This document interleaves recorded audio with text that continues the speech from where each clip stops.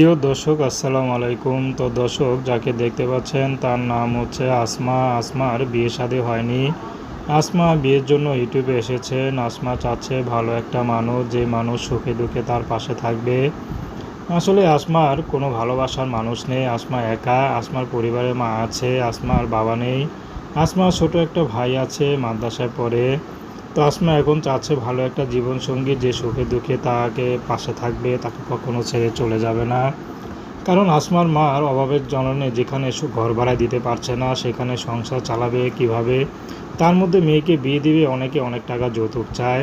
তো এই জন্য আসমা মার কষ্ট দেখে ইউটিউবে এসেছেন, যদি ভালো একটা মানুষ পায় বিয়ে শাদী করবে।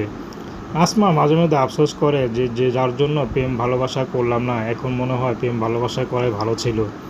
তো যাই হোক, আসমা চাচ্ছে এখন সরাসরি বিয়ে করবে, কারণ এখন আর প্রেম ভালোবাসার সময় নেই। তো দর্শক, প্রেম ভালোবাসা বিয়ে শাদী করা একান্ত আপনাদের ব্যক্তিগত ব্যাপার। আসসালামু আলাইকুম।